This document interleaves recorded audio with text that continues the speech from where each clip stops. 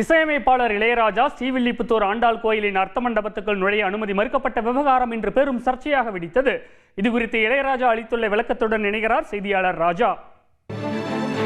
விருதுநகர் மாவட்டம் ஸ்ரீவில்லிபுத்தூர் ஆண்டாள் கோயிலில் மார்கழி மாத தொடக்கத்தை முன்னிட்டு திவ்ய பாசுரம் இசை நிகழ்ச்சி நடைபெற்றது. இதில் சிறப்பு விருந்தினராக கலந்து கொண்ட இசையமைப்பாளர் இளையராஜாவுக்கு கோயில் நிர்வாகம் சார்பில் வரவேற்பு அளிக்கப்பட்டது.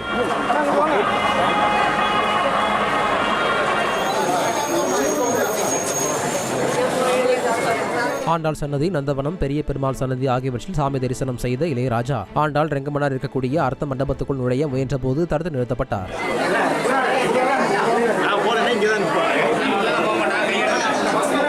இளையராஜாவை அர்த்த மண்டபத்திற்கு வெளியில் இருக்குமாறு ஜிஆர் சாமிகள் கூறியதால் அங்கு சிறிது நேரம் பரபரப்பு நிலவியது.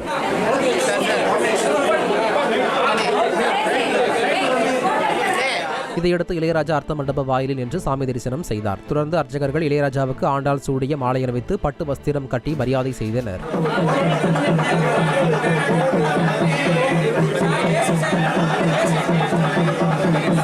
இதனிடையே ஆண்டாள் கோயிலில் இளையராஜா அவமதிக்கப்பட்டதாக சர்ச்சை எழுந்தது. இயக்குநர் அமீர் வெளியிட்டுள்ள சமூக வலைதள பதிவில் சனாதனம் தலை விரித்தாடும் நாட்டில் சமத்துவம் எப்போது மலரும் என கேள்வி எழுப்பியுள்ளார்.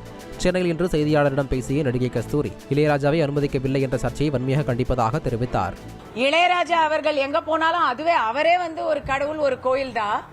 ஆனா அவர் என்னவோ உள்ள விடல, கோயிலுக்குள்ள விடல அப்படிங்கிற மாதிரி ஒரு சர்ச்சை வந்திருக்கிறத வன்மையாக கண்டிக்கிறேன்.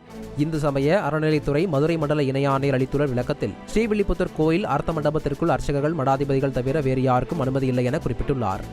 ராஜா, இந்த சர்ச்சை குறித்து இசையமைப்பாளர் இளையராஜா என்ன விளக்கம் அளித்துள்ளார்? அவர் வெளியிட்டுள்ள பதிவின் முழு விவரங்கள் சொல்லுங்க. இசையமைப்பாளர் இளையராஜா கொடுத்த விளக்கத்தில், எந்த நேரத்திலும் எந்த இடத்திலும் என்னுடைய சுயமரியாதை விட்டு கொடுப்பவனும் அல்ல, விட்டு கொடுக்கவும் இல்லை. என்னை மையப்படுத்தி சில வதந்திகளை சிலர் பரப்பி வருகிறார்கள். இதனை எனது ரசிகர்கள் மற்றும் மக்கள் நம்ப வேண்டாம் என கேட்டுக்கொள்கிறேன் என விளக்கம் அளித்துள்ளார் ரஞ்சித். கூடுதல் விவரங்களுக்கு நன்றி ராஜா.